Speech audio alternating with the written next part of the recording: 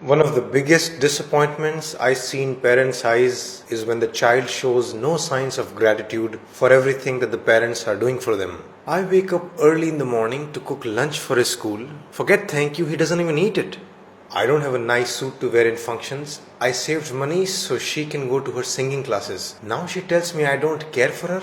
My wife, my in-laws, everyone fought with me that I shouldn't buy my son a new phone, but I did. For his happiness. Now I ask him to leave the phone just during exams and he's fighting with me. Forget acknowledging what I did for him, he can't even talk to me nicely. I work all day for these children. I cook for them, clean their room, drop them to school, pick them up, take them to shopping, everything. And I ask them to do one thing for me, and they just say no, just like that. Why should I have to fight every time I need to get something done? Every time he needs something, becomes all sweet and chatty, Papa this, Papa that, but after the need is fulfilled, doesn't even look at me. I come home from work and he can't even sit with me for 10 minutes. Am I just a money machine for him? What's common in these examples? Parents do so much for the children, but the child shows no acknowledgement, neither through their words nor actions. And then how do parents deal with this? They'll sulk, they'll fight, they try to ignore.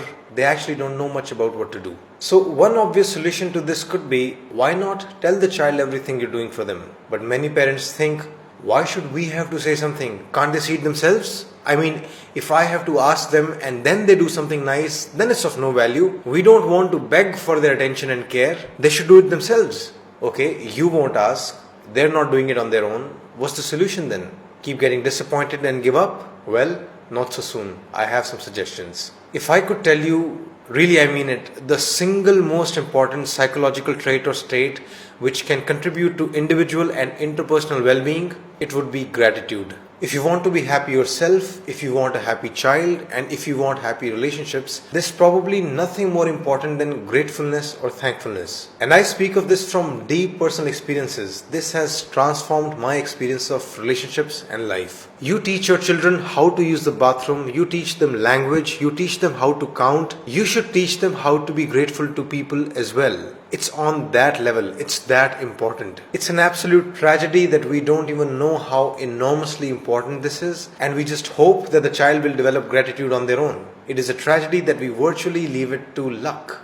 Would you do the same thing for maths? Oh, percentages and fractions? Why should we have to teach? Let her learn on her own. If you ask me the secrets to happiness, really the first that comes to my mind is always gratitude. So, please make it part of your parenting curriculum. And how to do this? I'll give you some ideas. First, learn to be grateful yourself. If you can't, don't even try teaching them. Children, just like any adult, are very good at spotting hypocrisy. In your house, talk about how grateful you are to your own parents, despite the conflicts. Show it through your actions that my relationship with your grandparents may not be perfect, but I'm grateful to them for A, B, C, D, E. Second, interpersonal gratitude is partly dependent on empathy. Unless they actually know the cost you are paying for their lives, unless they can look at your difficulties from your perspective, they won't actually understand the depth of what you are going through for them. So you'll have to tell them very explicitly. If you woke up too early for them and felt drowsy the whole day,